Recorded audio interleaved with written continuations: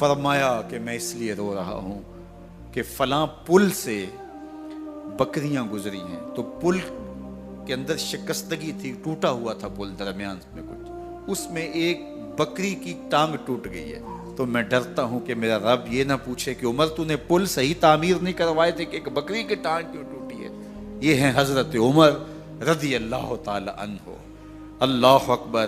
تو اللہ تعالیٰ جل شانہ نے حضرت سیدنا عمر بن خطاب رضی اللہ تعالیٰ عنہ سے جو کام لیا، مختصر دور خلافت کے اندر 10 سال 6 ماہ 4 دن آپ نے خلافت فرمائی ہے، لیکن کہاں سے چلے اور یہاں مکران تک، بلوچستان کا حصہ ہے، یہاں تک آپ کے سلطنت کی حدود وسیع ہوئی، ادھر آرمینیا تک جا پہنچے، حمص فتح کیا، قادسیہ، یرموک۔ آپ ذرا دیکھیے کہ کہاں تک آپ کی فوجوں کے گھوڑے دوڑتے رہے، اور اللہ تعالیٰ جل شانہ نے ان کو جو توانائی، عدل و انصاف کی قوت عطا فرمائی۔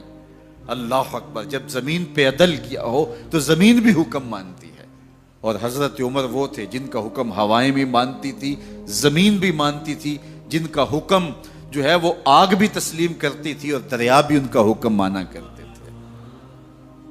مصر کے اندر یہ رسمیں بد جاری تھی کہ سال کے بعد ایک دوشیزہ کو زیورات پہنا کے اچھے لباس میں ملبوس کر کے دریا کی بھیڑ چڑھایا جاتا، اس کی قربانی دی جاتی، اس کا خون بہتا تو دریا چلتا۔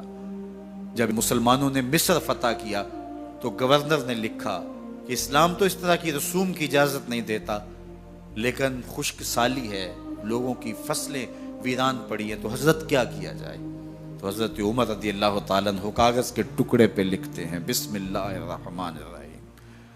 مصر کے نیل کی جانب عمر کا خط لکھتے ہیں، اے نیل، اگر تو اللہ کے حکم سے چلا کرتا ہے تو چل، ورنہ ہمیں تیرے چلنے کی کوئی حاجت نہیں ہے۔ اور قاصد کو کہا یہ خط لے جاؤ اور جا کے دریائے نیل میں پھینک دو۔ قاصد جا کے خط دریائے نیل میں پھینک دیتا ہے، پانی آتا ہے، ایسا دریائے نیل چلا، 14 صدیاں ہوئی ہیں، آج تک کبھی بند ہی نہیں ہوا۔ دریا حکم مانتے ہیں، آگ نکلتی ہے۔ لوگ حضرت عمر رضی اللہ تعالی عنہ کے پاس آئے، حضرت لاوا پھوٹا ہے، آگ نکل رہی ہے اور مدینے کی طرف بڑھ رہی ہے، اب کیا کیا جائے؟ فائر بریگیڈ تو زمانے میں تھی نہیں۔ عمر نے اپنی قمیض اتاری، جس قمیض پہ 17 پیوند لگے ہوئے تھے چمڑے کے، کہا یہ قمیض لے جاؤ، جدھر آگ بڑھ رہی ہے آگے ڈھالنا، آگ پیچھے بھاگ جائے گی۔ زلزلہ آتا ہے تو زمین پہ دہرا مارتے ہیں، زمین رک جا، کیا عمر نے تیری چھاتی پہ عدل نہیں کیا ہے؟ تو یہ عمر ہیں رضی اللہ تعالی عنہ کہ جن کے انصاف کی وجہ سے، جن کے عدل کی وجہ سے اللہ تعالیٰ کی رحمات اور اس کی برکات کا نزول ہوتا تھا، اور اللہ تعالیٰ نے مسلمانوں کو وہ آبرومند حکومت دی۔ کائنات کی تاریخ کے اندر ایسی حکومت آپ نے نہیں دیکھی ہوگی جو حضرت عمر نے حکومت کی ہے۔ اللہ اکبر۔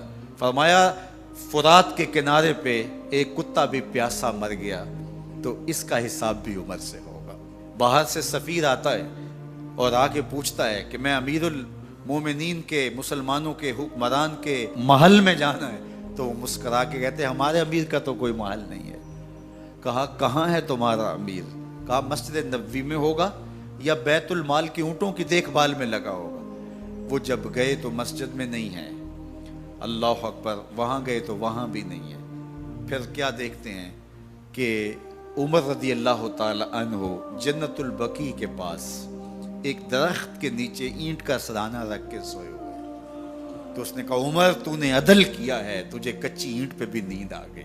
ہمارے حکمرانوں نے انصاف نہیں کیا اور وہ بند اور محفوظ کمروں کے اندر بھی سکون اور چین کی نیند نہیں سو سکتے۔ حضرت سیدنا عمر رضی اللہ تعالیٰ عنہ نے اس طرح ان امور سلطنت نبھائے۔ آپ دن کو لوگوں کی دیکھ بھالی کرتے، لوگوں کی ضروریات سنتے سمجھتے، اور جب رات پڑتی لوگ سو جاتے، عمر مدینے کی گلیوں میں پہرا دیتے۔ کائنات نے کوئی ایسا بھی حکمران دیکھا ہوگا؟